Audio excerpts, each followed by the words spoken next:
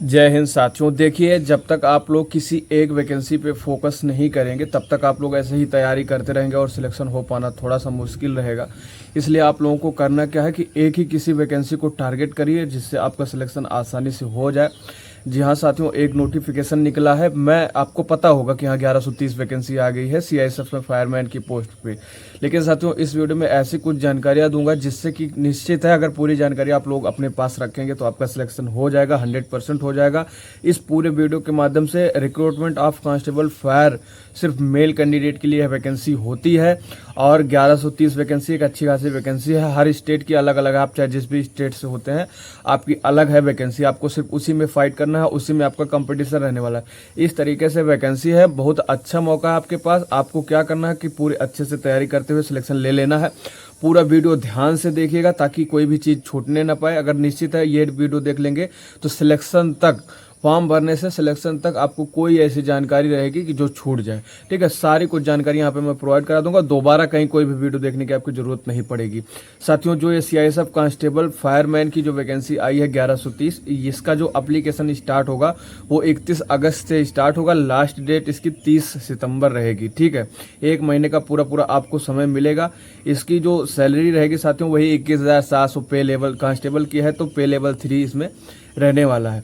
ये चीजें करके हैं। उसके बाद साथियों इसमें सिर्फ मेल कैंडिडेट ही फॉर्म भर सकते हैं। इसके लिए जो नेशनलिटी होनी चाहिए वो आप इंडिया के कैंडिडेट होने चाहिए, तभी आप ये फॉर्म भर सकते हैं। एंड हर स्टेट की अलग अलग साथियों वैकेंसी है। अगर कहा जाए तो जनरल में टोटल 466 वैकेंसी है जनरल कैटेगरी की, ईडब्ल्यूएस की 114 है, ओबीसी की 236 है, एससी की 161 है और एसटी की 153 वैकेंसी है। इतनी वैकेंसी काफी ज्यादा होती है। आप जिस भी स्टेट से कमेंट में बताइएगा, निश्चित है आपकी वैकेंसी में क्लियर कर दूंगा कि आपकी टोटल कितनी वैकेंसी इसमें रहने वाली है। साथियों, जो इसके लिए एलिजिबिलिटी की अगर बात की जाए तो एलिजिबिलिटी में जो एजुकेशनल क्वालिफिकेशन है वो आपका 12th क्लास पास होना चाहिए। ये चीज जरूर ध्यान में रखें, वो भी साइंस साइड से। जी हाँ साथियों, आर्ट साइड और कॉमर्स के इस सब्जेक्ट वाले ये फॉर्म नहीं फिलअप कर सकते हैं। जो साइंस सब्जेक्ट से फॉर्म भरे हुए हैं, जो साइंस सब्जेक्ट से 12th क्लास किए हुए हैं वही ये फॉर्म भर सकते हैं। ये चीज जरूर में ध्यान में रखिएगा। उसके बाद साथियों, जो एज लिमिट है वो 18 से 23 वर्ष है। एज की जो कट ऑफ है 30 सितंबर 2024 रखी गई है, यानी कि वही लास्ट डेट। आपकी जो डेट ऑफ बर्थ है वो 1/10/2001 से 30/9/2006 तक होनी चाहिए। अपर एज लिमिट में छूट दी जाएगी। ओबीसी को 3 साल की छूट दी जाएगी। उसके तो जब 3 साल की छूट दी जाएगी तो वही हो जाएगा 1/10/1997। और SC ST को 5 साल की छूट दी जाएगी। EX सर्विसमैन है तो 3 साल की छूट दी जाएगी। अगर आप स्वतंत्रता संग्राम सेनानी के बच्चे हैं या फिर आश्रित हैं तो ओबीसी ईडब्ल्यूएस को 5 साल की छूट दी जाएगी। अनरिजर्व ईडब्ल्यूएस को 5 साल की छूट दी जाएगी। ओबीसी को 8 साल की छूट दी जाएगी। SC ST को 10 साल की छूट दी जाएगी। साथियों, अब ये तो हो गया आपकी एलिजिबिलिटी। अब इसमें जो सबसे ज्यादा सवाल आते हैं कि सर सिलेक्शन प्रोसेस के बारे में बताइए, तो जो आपका सिलेक्शन प्रोसेस रहेगा साथियों, सबसे पहले आपका पीईटी पीएसटी होगा, उसके बाद आपका रिटन टेस्ट होगा, फिर आपका मेडिकल होगा, फिर आपकी फाइनल मेरिट जारी की जाएगी। साथियों, जो फिजिकल इफिशियंसी टेस्ट या फिर फिजिकल स्टैंडर्ड टेस्ट होगा उसमें मैं बता दूं आपकी सिर्फ रनिंग होनी है। पीईटी में सिर्फ रनिंग होनी है। 5 किलोमीटर की रनिंग 24 मिनट में आपको क्वालिफाई करना है, यानी कि वही एसएससी जीडी वाली रनिंग दी गई है। ठीक है, उसके बाद साथियों आपकी हाइट वगैरह चेस्ट वगैरह के बारे में अगर बात किया जाए तो अलग अलग है, आप अपनी देख लीजिएगा कितनी है। जो नॉर्मल स्टेट से आते हैं उनमें जो कैंडिडेट है, चाहे वो जिस भी कैटेगरी से हैं, 170 सेंटीमीटर आपकी हाइट होनी चाहिए और चेस्ट होना चाहिए 80 से 85 सेंटीमीटर। बट जो छूट वाले जिले हैं, जैसे मान लीजिए गढ़वाल के, कुमाऊं के, हिमाचल प्रदेश, गोरखा, डोगरा, मराठा, सिक्किम, लद्दाख, कश्मीर, जम्मू कश्मीर और नॉर्थ ईस्टर्न के जितने भी स्टेट हैं उनकी हाइट 165 सेंटीमीटर है, यानी कि त्रिपुरा, नागालैंड, मेघालय, मणिपुर, अरुणाचल प्रदेश, इस तरीके से जो भी हैं उनकी 165 सेंटीमीटर हाइट है। 78 से 83 उनकी चेस्ट दी गई है। लेकिन साथियों कुछ अदर भी जिले हैं जैसे जो ट्राइब से हैं या फिर जो नक्सली क्षेत्र से हैं, उनका 162.5 सेंटीमीटर हाइट होना चाहिए। 77 से 82 सेंटीमीटर उनकी चेस्ट होनी चाहिए। ये तो होगा आपका टोटल फिजिकल का प्रोसेस, इतना होने वाला है, इतनी हाइट चेस्ट होगी। उसके बाद आपकी रनिंग होगी 5 किलोमीटर की रनिंग 24 मिनट में, जो कि चिप के माध्यम से नहीं होगी। रनिंग आपकी रोड पे ही कंडक्ट करवाई जाएगी। जब आप फिजिकल क्वालिफाई कर लेते हैं, सीआईएसएफ के ही सिर्फ सेंटरों पर सीआईएसएफ फायरमैन के फिजिकल होंगे।